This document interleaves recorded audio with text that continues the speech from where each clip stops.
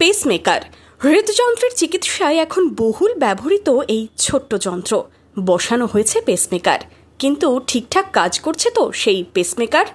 কেমন আছেন রোগী জানতে রবিবার পেসমেকার চেকআপ ক্যাম্প হয়ে গেল বহরমপুরের চড়ক স্কয়ার হসপিটালে। চিকিৎসক ডাক্তার গোপাল সি ঘোষ জানাচ্ছেন, পেসমেকার কেমন চলছে জানানোর জন্য ছুটতে হতো কলকাতা। এখন বহরমপুরেই হবে সেই পরীক্ষা, তার অংশ হিসেবেই এই বিশেষ শিবির। আমাদের এখানে লাস্ট 5-6 বছর ধরে আমরা রেগুলার ভাবে পেসমেকার ইমপ্ল্যান্টেশন করছি। তো যেটা রেগুলার ভাবে বহরমপুরে হতো না, তাদের সবাইকে কলকাতা ছুটতে হতো। এবং শুধু পেসমেকার ইমপ্ল্যান্ট করলাম সেটাই তো না, তাদের একটা follow up, regular check up দরকার। তো এই চেক আপটা খুব জরুরি ছিল।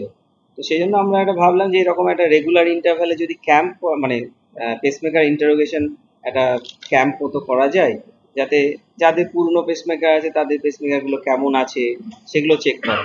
এই উদ্দেশ্যেই আজকের এই পেসমেকার ক্যাম্প, এবং তাতে বেশ ভালোই সাড়া পেয়েছি। আধুনিক পরিষেবায় স্বস্তিতে রোগীরাও জানাচ্ছেন, চড়ক স্কয়ার হসপিটালে থাকছে ক্যাথ ল্যাব, হৃদরোগের চিকিৎসায় উন্নত পরিষেবা।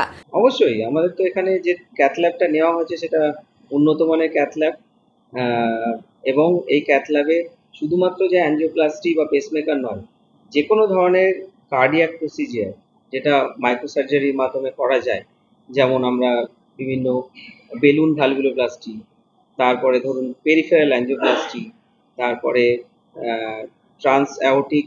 ট্রান্সক্যাথেটার অ্যাওর্টিক ভ্যালভ ইমপ্ল্যান্টেশন, এই ধরনের তাছাড়া বিভিন্ন ডিভাইস থেরাপি, তো যেগুলো উন্নত মানের পরিষেবা সেগুলো এখানে অবশ্যই আমরা শুরু করব বা করব। পেসমেকার হলো একটি কম্প্যাক্ট ব্যাটারি চালিত ডিভাইস। এই যন্ত্র হৃৎপিণ্ডকে স্বাভাবিক ছন্দে চলতে সাহায্য করে, কিন্তু তার জন্য দরকার নিয়মিত পরীক্ষাও। চিকিৎসকদের আশা, পেসমেকার নিয়ে মানুষের সচেতনতা বাড়াতে কাজে আসবে এই রকম pacemaker checkup camp. Bureau report, imagine community media.